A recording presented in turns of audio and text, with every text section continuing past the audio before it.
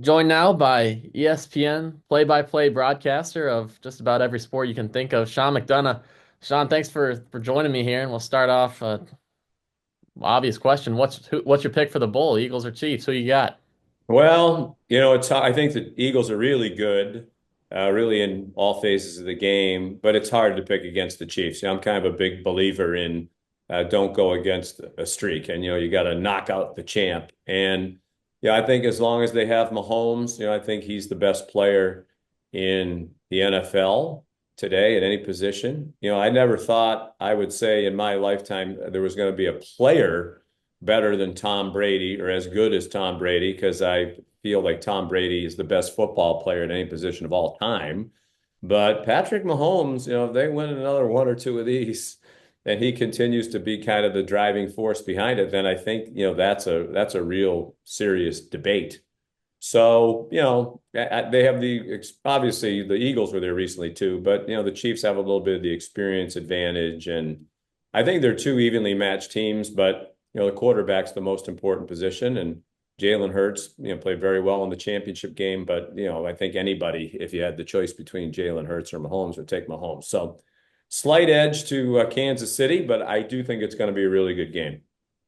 No, you're busy during the season with a lot of college football. Do you get a chance to focus in on the NFL or a lot, or is it just a lot of Yeah, I lot? watch it. I'm a Baltimore Raven fan. I actually went to Baltimore to see them play the Steelers. John Harbaugh and his wife Ingrid are two of my dearest friends. Remember, like, they were just out for a couple of days in Arizona for a visit, and yeah, I wish they were playing in this game. But so I do follow them in particular, and I am busy, very busy with college football, so I don't have as much time to just sit down and watch NFL games as I might. I'm kind of like probably a lot of fans in the different sports where I tend to tune in more during the playoff season. So yeah, but I think it's been a good year. It's a lot of the same storylines, right? Lamar Jackson and Josh Allen, they can't quite get over the hump large part because Kansas City's in the way and Mahomes is in the way. And I think Philadelphia is a really good story. I mean, they finished last year with a thud. They didn't start out very well this year. There were a lot of speculation about the coach. Now he's probably going to be a serious coach of the year candidate. So, lots of great storylines. And I think in particular in this Super Bowl, it's a really compelling matchup. I want to take it back, talking about you and your career back in '92. 30 years old, youngest man to ever broadcast the World Series. How'd you land that gig, and what was your reaction when you learned that's what you'd be doing? I was pretty fired up. I was at CBS. CBS had the broadcast rights at the time for the World Series, and Jack Buck, the legendary late great Jack Buck, father of Joe Buck, but himself one of the great broadcasters of all time. In fact, that's probably a good debate. Who's the better Buck? Because Jack was great and Joe's great. But Jack was doing it. I was at CBS. I just kind of started out at CBS doing the NCAA basketball tournament and the Olympics, but I was still, as you said, young. But I was doing the Boston Red Sox games here in Boston on local TV. I started that when I was 25. So, they made a decision to move on from Jack Buck, and they reached out to me, and I remember thinking, oh my gosh, this would be pretty awesome to get this and do the World Series when I'm 30 years old. So yeah, it's one of those things you remember where you were when you got the call. And they said, hey, how'd you like to do the World Series? So I'm like, I'll think about it. So it was really cool. And then we were really lucky because I only did it for 2 years, 92 and 93, because CBS lost the broadcast rights. It went to another network. But in those 2 years, in 92, we had game seven of the National League Championship Series between Atlanta and Pittsburgh is considered one of the great baseball games of all time. It was decided on a play at the plate, Sid Bream scoring the winning run in the bottom of the ninth by 6 inches on a throw from the outfield. And then in 93, the Toronto Blue Jays won the World Series on a home run by Joe Carter, the World Series ending home run, which was only the second time in the history of the World Series that it ever ended on a home run. So if you only had it for 2 years, those were two pretty good years to have it. I mean, from all those baseball calls in the '90s to trouble with the snap, what is there a call of yours that really sticks out? Well, the Sid Bream scoring the winning run is one of them. Just as I said, that was probably the greatest game that I've ever done in terms of the meaning of the game. A lot of these, and you see it in these NFL conference championship games. A lot of the players who've played them say it's harder to lose in that game than it is to lose the Super Bowl because at least you got to the Super Bowl.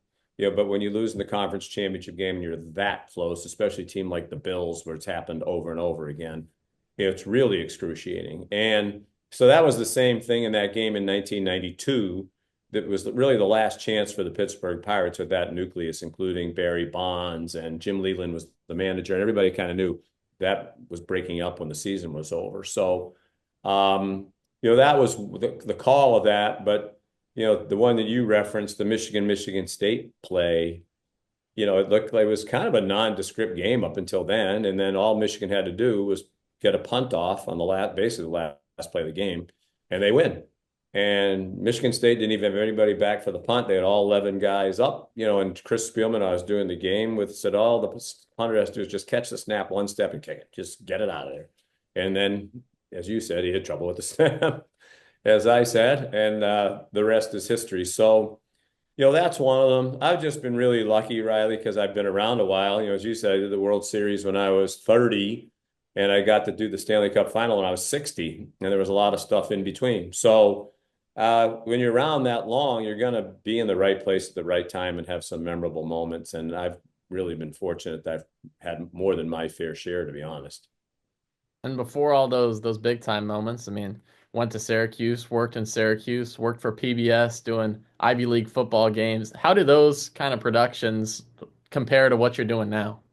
Yeah, well, the Ivy League football game of the week was basically my first gig, if you will, out of Syracuse. I was doing the Syracuse Chiefs games, and I think now they're the Syracuse Mets.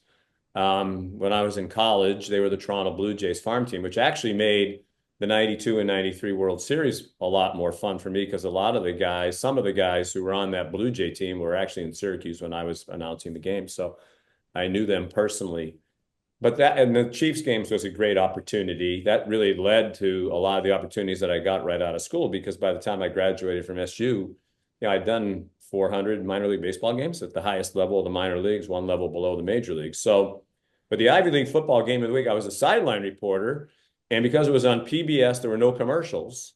And so the sideline reporter got on all the time because, ordinarily they score a touchdown, you go to a break, or they have those media timeouts anyway. Well, there was none of that. So a team scores and you have all that time where they have to go to the other end of the field and tee the ball up and kick it off or during actual timeouts. So let's go to the sideline reporter to fill the time. And then in the Ivy League, there were so many great stories, right, about the players because they're, as we say here in the Commonwealth of Massachusetts, wicked smart. And there were a lot of interesting side stories. So, it was a good gig because you got on all the time. And then after a couple of years of doing that, they actually elevated me to the play-by-play, and the Ivy League games moved to ESPN. So I was really lucky several times that happened. And as a Boston guy, I mean, you've gotten to call games for the Red Sox, work in Boston. What was that like a dream for you when you started out, or what was Yes. it like calling games in your hometown? Yeah, when I grew up, my dad was a sports writer here in Boston at the Boston Globe. Will McDonough, what was well-known sports writer, and he was the first information man, pioneer who made the transition. He's basically the original Adam Schefter of he was on the old NFL Today with Brent Musburger and Jimmy the Greek and Irv Cross, people that you're too young to remember. But and so I grew up around him and going to games and knowing at a pretty early age I wanted to be a play-by-play announcer. So really the one job that I always thought knew that I wanted to have was the Red Sox play-by-play job. So when I got that in 1988, when I was 25, that was the dream come true. If that was the only thing I did for the rest of my life, that would have been awesome. But the biggest break for me doing Red Sox games was ESPN is in Connecticut. So they're in the footprint of the Red Sox television network. So the executives there would come home at night and they'd watch the Red Sox games. So when they got Major League Baseball, they thought, hey, this Sean guy's not too bad on the Red Sox games. Maybe we'll talk to him, see if he wants to do Monday Night Baseball or Wednesday Night Baseball for us. So that was kind of my entry into ESPN. And then the CBS people saw me on ESPN. And that's really kind of how this deal works, right? You get an opportunity, somebody hears you or watches you, and they think you're good, and they say, "Hey, how about you come do this with us?" So, and it goes from there. So I would have been very content to be the voice of the Red Sox for however long, but all these other things, that have come since as I said, the Olympics, all four major golf championships, the NCAA tournament, the NHL, the Stanley Cup final, Monday Night Football. Yeah, I've done 11 sports on national TV. When I was sitting in your seat at Syracuse, dreaming about what the future might be, this is way past my wildest dreams. So when you do all those major sports and a lot of them kind of share a season also, how do you kind of juggle that? Well, it's a great question because I've really been going through it right now. I've been doing college football all season for ESPN and ABC, and I'm the lead play-by-play voice for the NHL on ESPN and ABC. And there's been NHL games on ESPN and ABC. I haven't done any of them. As we're speaking, I'm about to do one. But the people at ESPN are really nice to me, and they say, you know what, really the most important part, not that the regular season is important, but the most important part of this package is the playoffs. Those are by far the highest rated games, and they're really a grind. I mean, last year it was almost 2.5 months, and you're on a lot. So they kind of eased me back into the hockey, and I'm looking forward to it. But you do have, so that's part of the answer to your question. Hopefully, you have bosses who are accommodating and understand the totality of your schedule and want to work to not just run you into the ground. And then you have to stay ahead of it. I mean, I've been keeping up with the hockey, A, because I'm a fan, so I just watch it anyway. But I've also been keeping up with it even while I haven't been doing games. As a matter of fact, as I'm sitting here talking, I got my New York Ranger chart right in front of me to get ready for the game this weekend. Yeah, you have to stay ahead of it, stay ahead of the preparation because the preparation is the most important part by far. So when you're doing all these games, when do you try to start your preparation? And sometimes you don't have as much time as you'd like. What time do you usually kind of set aside to do that? Yeah, it's different sport to sport. Football is the most comprehensive just because there's so many players on each team. And so we'll do a game Saturday. I'll fly home generally on Sunday. Usually on Sunday, the only thing I do, because you just want to rest a little bit, is maybe watch a little bit of the tape of the game we just did the day before. Because as a group, we always talk about each week, what did we do well? What didn't we do well? What should have got into the broadcast that didn't? And how can we get better? No matter how long you've been doing this, we can all get better, and we're all striving to be better. So, I try to watch at least some of it. I don't usually watch all of it. I'm not a good tape watcher because I tend to get annoyed with myself when I say, "Oh, why did I say that?" Or that was really not the most well phrased comment or story, or you're too critical of the coach or the ref or something. But that's part of being human. And then the rest of the week, it's full on preparation. You're reading as many articles as you can, which is a lot easier in today's day and age with the internet and email links and sports subscriptions. And you can read every publication in the world if you wanted to. And we talk to players and coaches every week in meetings, either in person or on a Zoom. Get the strategy, get the biographical stories. I try to watch two or three of the most recent games that they've played, just to kind of get a sense of who's playing, who's not, who's playing well. And you also kind of get the names and numbers in your head as you're watching it. It helps to memorize that, which I think is important, especially with the skill people. So football is the most intensive prep. Hockey, you really do have to memorize the names and the numbers because the puck moves so fast. If you have to look down, who's number 17? Oh, it's Will Borgen. Oh, where's the puck? Oh, it's in the net. Oh, wow. How'd that happen? It's back in the old days, it wasn't like that. The game was just slower, but it's not like that anymore. So the hockey, and this is a long-winded answer for which I apologize, Riley, but the hockey is less about the storytelling just because there's no time. You can't tell a story while the puck's in play because something bad is going to happen. There's going to be a penalty when you're in mid-sentence or mid-story. There's going to be a goal, which is the worst thing of all. So you really have to wait for the stoppages in play. And because there aren't that many of them, the analyst usually comes in during that time, the sideline reporter, there's a promo to read, there's a studio update. So I don't want to say I kind of mail it in on the hockey. I'm never going to mail it in. When I do, I'll stop doing this. But the preparation, to be candid, isn't as intensive because there's no time to get it in. And for football, I mean, you got to call three college football playoff games. How was that in the first year of the 12 team format? It was awesome. In part of it, talking about the preparation, part of the preparation was made easier because we had Notre Dame every game. So, you have to update the Notre Dame prep. Guys get hurt or guys are coming back or the strategy is different depending on the opponent. And, things happen in the game that are good stories that you want to make sure you tell in the next game. There's a follow-up to it. So, but it does basically cut your preparation in half, which helps. And just to do, I thought the 12-team playoff was great. I think it's the right number. I hope they stay with it. I don't think they will. I think they're going to expand it to 14 or 16 from everything I hear. But I thought the on-campus games were great. We were really lucky. We got to do the very first on-campus playoff game ever at the highest level of college football. And to have it be at Notre Dame, with all that history on that campus and in that stadium and with Touchdown Jesus over there. And it was really, really cool. And I think that atmosphere even came through on TV. I had friends of mine watching like that was really cool. And it was really cool. So I thought the playoff was great.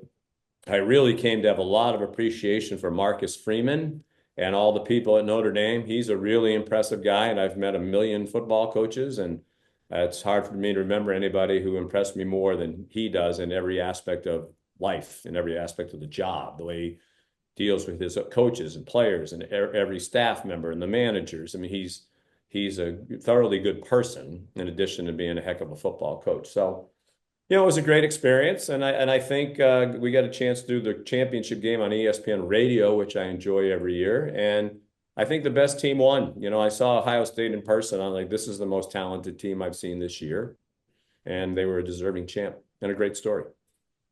So all three games you did were Notre Dame games. For people that don't know, and for the playoffs and even the regular season, how did people in ESPN, how do they decide who gets to broadcast which games?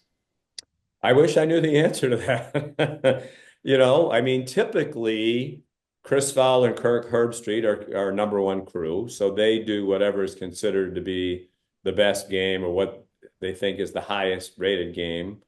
Or, sometimes it's the game they want to do. And a lot of times, especially during the regular season when there's a lot of stuff going, Kirk obviously is on game day.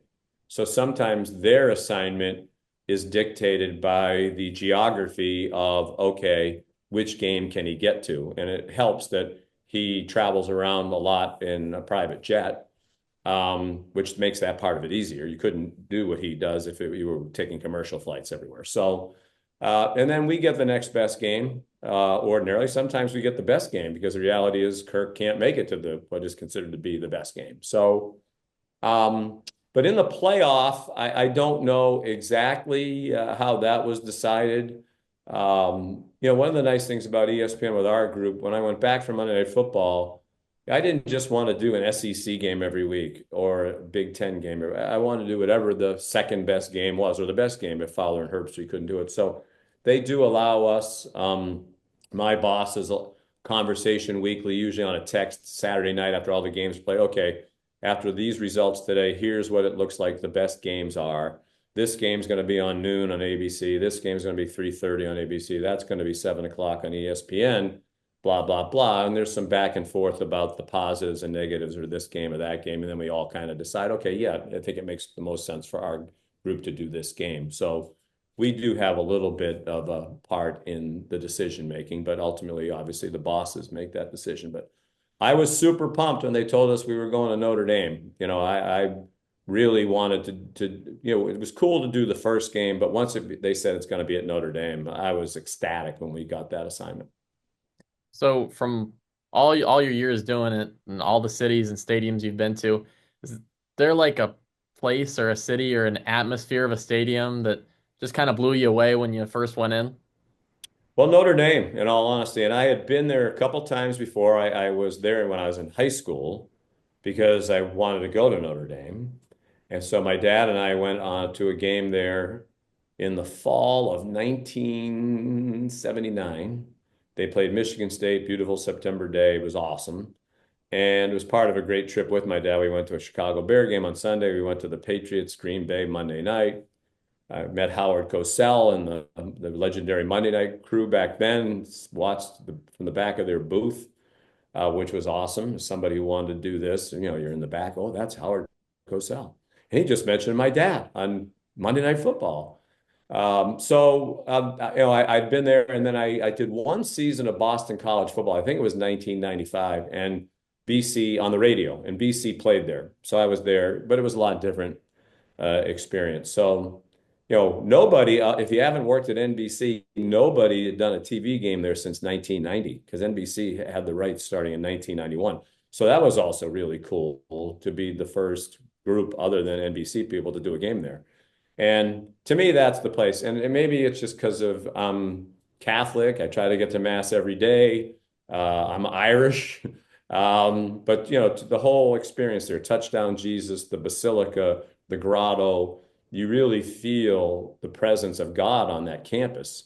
I was raised by my aunt who was a nun, and she was a sister of Notre Dame. So she loved Notre Dame. She loved the Virgin Mary. That's who she basically dedicated her life to. So yeah, Notre Dame to me is a special place. I've been there a lot for basketball over the years, but to go back there for a football game, especially a football game with that kind of atmosphere and meaning, was really cool. But that whole campus is really cool and very Uh, spiritual for me. I know your dad has a big impact on you, great sports reporter. What did kind of growing up in that environment impact you and lead you to the career and path you have today? Yeah, it's 100% why I wanted to do it. Following him around, seeing how much he enjoyed it. I just loved sports. That was the best part of our childhood was going to all these games and then watching all these games with my dad. And my dad wouldn't just sit there and watch the games with us. He'd engage us in conversation. I think it's one of the reasons why I developed the style of play-by-play where I did, where I'm talking about strategy or the officiating or the coaching or whatever it might be.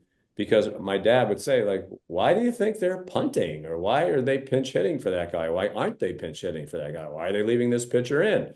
So he kind of made us think about it rather than we're all just sitting there staring at the game. And then he was the one, Riley, who encouraged me to get into broadcasting. I thought when I was a kid, maybe I'd be a writer, but he had the foresight to see that newspapers were starting to struggle around the time I was in high school and that enterprises like ESPN and all these regional sports networks like Nesson, who I work with here, all these regionals around the country, they were just coming into existence. So he thought there'd be more opportunity in broadcasting, less opportunity in writing. And he was 100% correct, as he usually was. So, and then more than anything else, he was just my idol as a person, to be I still have people come up. My dad's been gone for 22 and a half years now, a little over 22 years. And I still have people come up to me all the time. I met your dad at a golf course, at a game, in an airport. And he was the nicest man. And he took time. He called my kid and said hello. And so that's the most important part to me is, hopefully I had a great example of how to treat people. You and I talked about it the last time I was up on campus. I have another one over my shoulder here, and Coach McPherson, who I worked for when I was at Syracuse, he was the same kind of person, devoutly Catholic and very just incredibly kind to people. So, yeah, that's the most important part of my dad's influence on me, I hope, is the personal part. My dad used to say, it's the easiest thing in the world to be nice. It takes energy to be a jerk. And I think those are pretty good words to live by. I know you had a really good relationship with legendary Syracuse football coach Dick McPherson. You're a big part in his Ring of Honor ceremony that just happened this past season. What can you tell me about your involvement in that and also just you two's relationship? Yeah, he became really like a second dad to me. When he got introduced as our coach in the fall of 1980. The football coach my freshman year during the season was Frank Maloney. He got let go. Coach Mack became the coach. I knew my dad knew him a little bit because Coach Mack had been in the NFL. Most recently, came to Syracuse from the Cleveland Browns, where he was the linebacker coach. But he had been the head coach at UMass here in Massachusetts, obviously. And I had heard my dad mention. I didn't know how that they knew each other pretty well. So when I introduced myself to Coach Mack at his press conference, to the annoyance of a lot of the big shots who were around, like, who's this freshman kid taking coach's time when there are trustees and deans and chancellor and athletic director. But he was so warming me. He said, "Your father's Will McDonough. He's one of the best guys I know." La la la. And he said to me, "If you're Will's son, you must know something about football. So when I get back to campus, how about I call you and we figure out what you can do to help me get this football program turned around." So I worked for him basically as a gopher. I didn't really do much to help turn the football program around for 3.5 years, but we developed a really close relationship, friendship that lasted all the way until he passed away. One of the great honors of my life was when I'm going to be emotional now. His family asked me to give the eulogy at his funeral in Hendricks Chapel. So, and it was hard because A, we were so emotional, but B, it was hard because it's hard to summarize a person of that caliber, of that many layers, as a coach and as a person. But I did the best that I could. So he was a really special guy. I'm really glad that he's in the Ring of Honor because he deserves it. In all candor, I think it took longer than it should, but I'm really grateful to the chancellor for getting involved and John Wildhack and making it happen. And really awesome that we named the food pantry in Hendricks Chapel after him because I think the humanitarian part of him was even more important. I think he'd think that was even cooler than having his name in the Ring of Honor because the food pantry is helping people who need help. So tell me about his. I know he's a very charitable man off the field, so the food pantry was a big part. Why was that such an important part to get that named after him? Yeah, I'm involved. It's amazing, right? The circle of life and how everything is intertwined. I used to attend mass at Hendricks Chapel when I was a kid, and then they had the Catholic Center. But the when I was a student there, and then I met Brian Conkle, who's now the dean of Hendricks Chapel, at Coach Mack's funeral. He officiated along with a Catholic priest, Coach Mack's service in the chapel and in the summer of 2017, I think it was.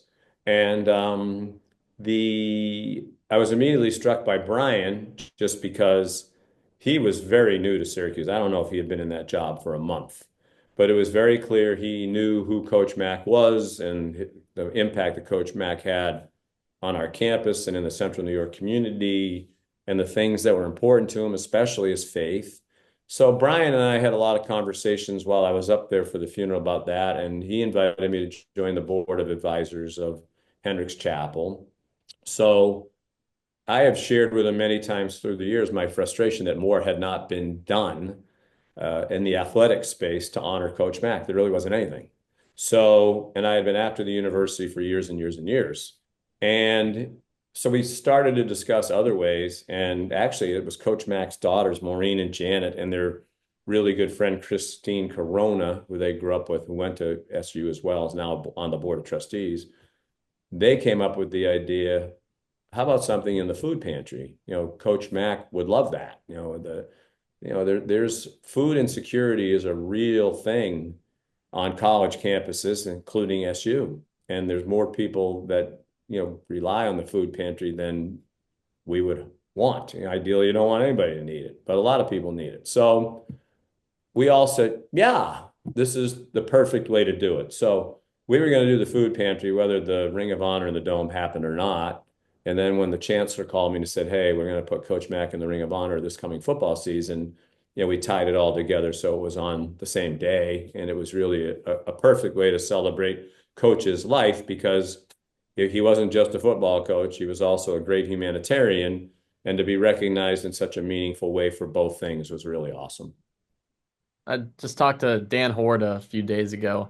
You gave the speech, you gave him the Marty Glickman Award just this past And you semester. spotted for him in at least one football game and did a heck of a job from what he told me. Well, that's good that that word's getting around. I'm Could glad that lead to some future gigs for you. yeah, hopefully. Tell me about your guys' relationship. I know you two are great friends. You were kind of a mentor to him. Tell me about how you two met at Syracuse and how your relationship has progressed throughout the years.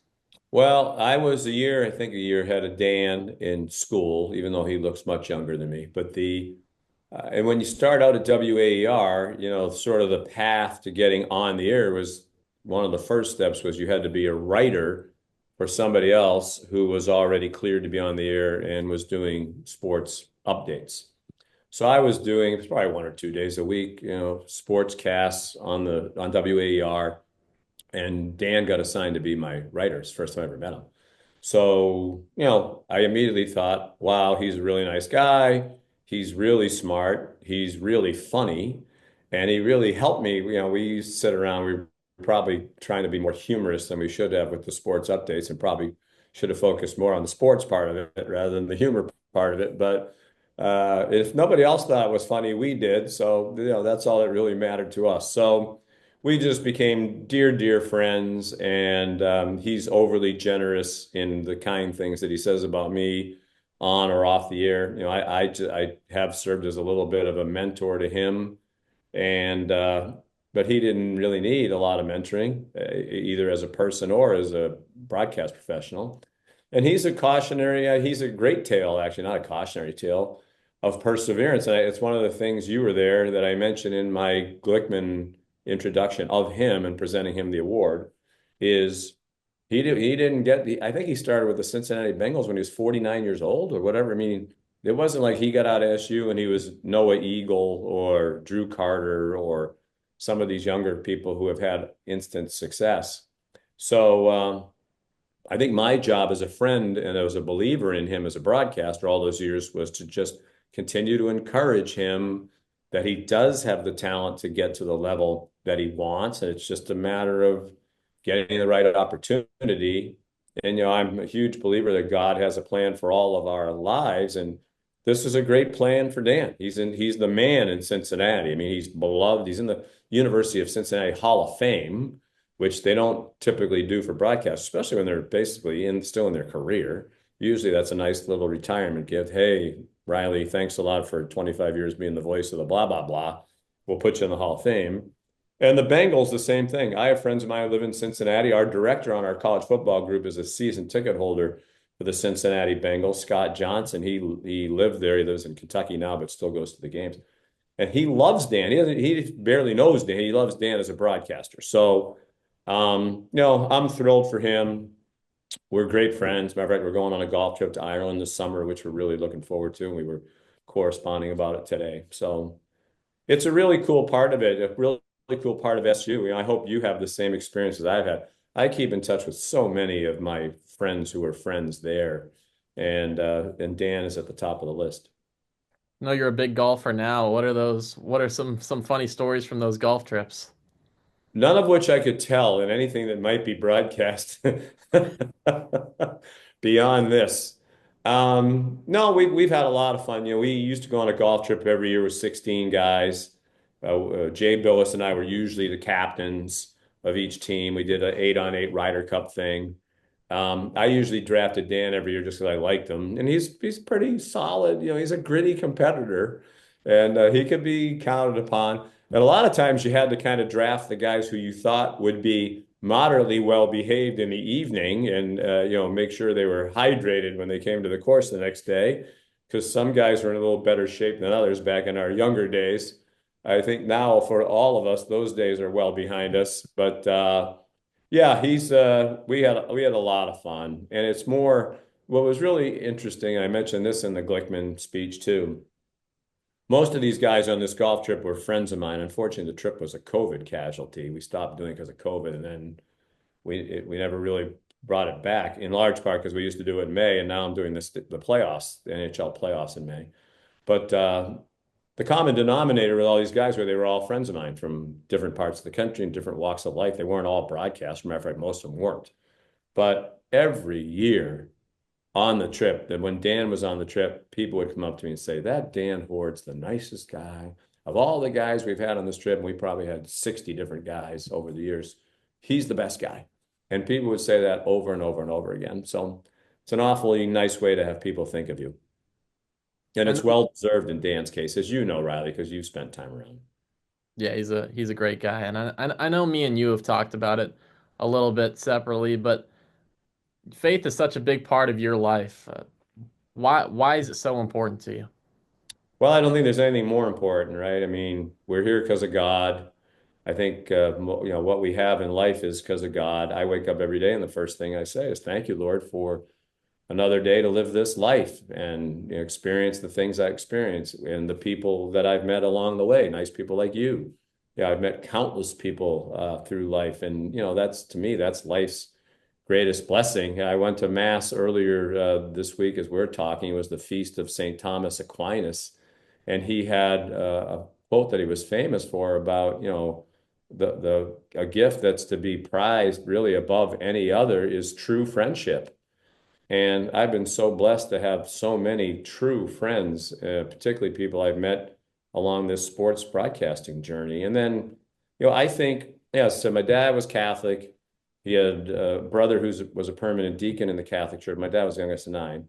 But the foremost influence on me was my sister, my aunt, Sister Mary Martina, who I mentioned earlier, who we called Aunt Tootsie, because that was her nickname since she was a kid. She was a nun, Sister of Notre Dame, went in when she was 18 years old, was a missionary in Japan. And then when my parents got divorced when I was 11, and I was the oldest of three at the time, um, my dad was going to get custody of the kids, and my mom had a lot of issues. And the judge said, I'm inclined to give you custody of the kids, but you travel for your job. They're 11, 9, and 7. They can't take care of themselves. What happens when you go cover a Celtics game or a Red Sox game? So he called my aunt in Japan, and who I had never met, and he explained the situation. We, as God would have, it's not luck, I don't think. There was a all-girls Catholic high school in the little towns, little suburbs south of here in Hingham, Mass, Notre Dame Academy, which was all-girls Catholic school, which was run by the Sisters of Notre Dame, and it was 10 minutes from our house. So my dad said, why don't you come move in with us, help me raise these kids, send them off to school. You can go teach at Notre Dame Academy. And then when, come home, make sure that they do their homework and get dinner, get a shower, a bath or whatever, especially when I'm out of town. So she thought about it for a day or two, prayed about it. It was hard for her because she loved her work in Japan. She was way up the food chain over there.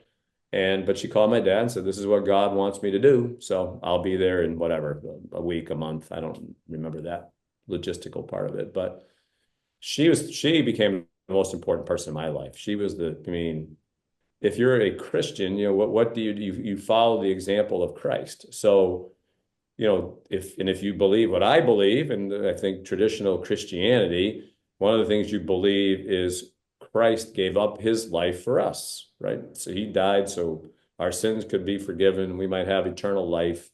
And what did she do? She gave up her life for us. She really did. And so she was a tremendous influence on me. We talked every day until she died, probably a little over 10 years ago now. It's weird, Riley, how I remember things because of sports. I remember I was in Waco, Texas, about to do a Baylor football game, and RG3 was a month away from winning the Heisman.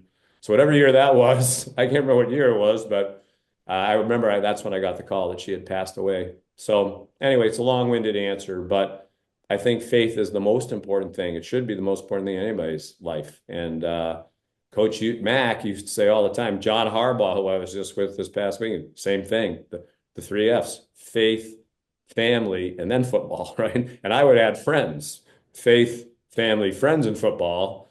So I think those are the right priorities. And I'm again sorry for the really long-winded answer, but I could talk about that all day. And there's nothing more important. My gratitude to God for the life I have is beyond what I can adequately express. And with times in anybody's life when lousy things happen, and I start, wow, you get, why is that happening? I'm like, hey, step back and, a lot of things you and I have talked about, right? Just the experience that I had to have, but more than anything else, the people that I've met along the way are what I'm most grateful for, including you. Thank you, Sean. It's You the as truth. well. You're a good guy. You're better, man. Great broadcaster, great man of faith, and a great man. Thank you, Sean. My pleasure, my friend. Good to talk to you. Good luck to your Chiefs. I don't know if I'm allowed to out you as a Chiefs fan there, if you're supposed to be unbiased as you go to cover the Super Bowl, but I know you're going to have a great time and enjoy every minute of it. Sure will. Thank you. You got it, my friend.